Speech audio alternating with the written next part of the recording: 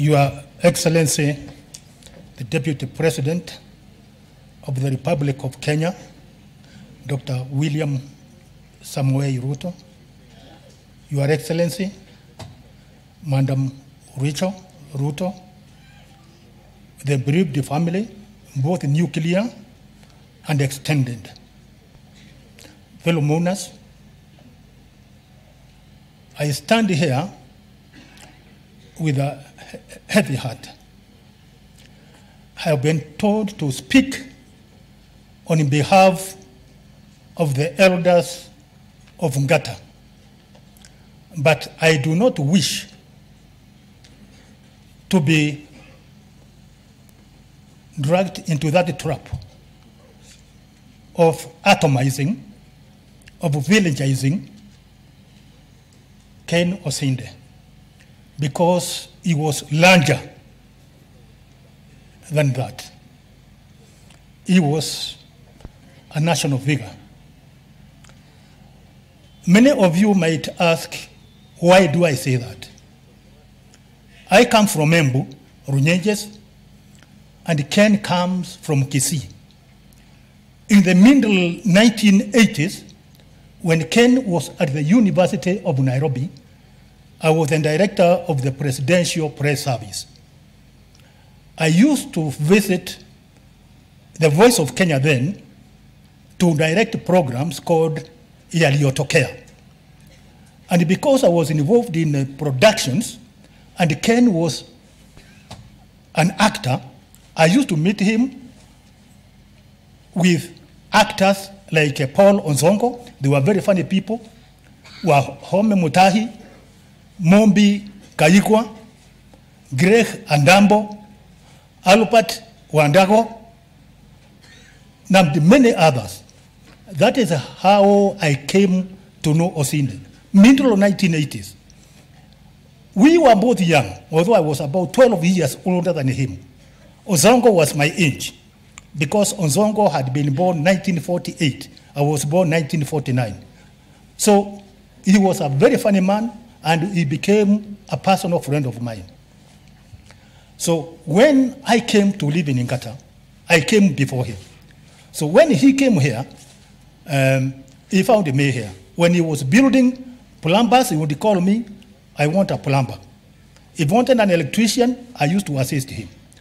And his brother Tom was one of my best friends, but we had our own nicknames, which I do not want to disclose now.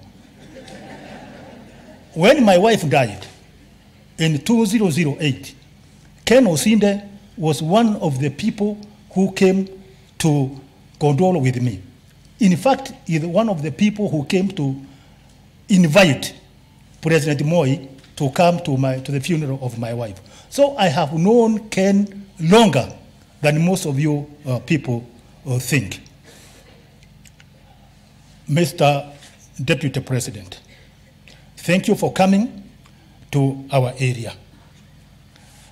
We condole with you together with the family. When you took Ken to your office, my mind went back to 1972, because I remember that when the Kisii people and the Kalenjin people undertake a project, it must succeed.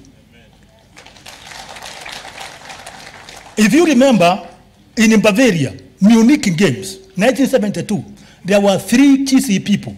One was Ezekiel Nyamau, Ezekiel Munyoro Nyamau, Charles Asati, Robert Ouko, and a Kalenjin called Julius Sang. They teamed up and they brought a gold medal. In 1972, I was 23 years old. There was no Kalenjin, there was no Kikuyu, there was no Luo. We were all Kenyans. We all stood up because it is not the Kisii flag which was raised in Munich. It was not the Kalenjin flag. It was not the Luo flag. It was the Kenyan flag. So, Deputy President, stay with those people. When you team up, you'll go very far. I thank Mr. Mwandime for telling us about the composition of your office. That is the kind of Kenya we need. Now, in February this year, next year, we shall be celebrating the second anniversary of the death of Mzee Moi. He died 14 times before his real death. Mugabe died about 4 times.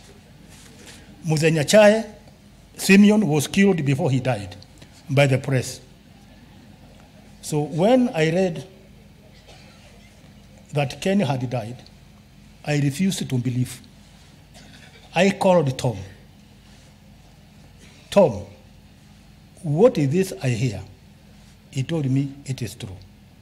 I was devastated. In 1958, Chinua Achebe, in his seminal book, Things Fall Apart, he tells us there was a lorry. On its side was written, God's case, no. Yes. That is the finality of death. When I look at this coffin here, I understand, I appreciate the finality of death. The sting is too bitter, but then it's God's case. Fare thee well, my friend, Ken Osinde. Asante sana.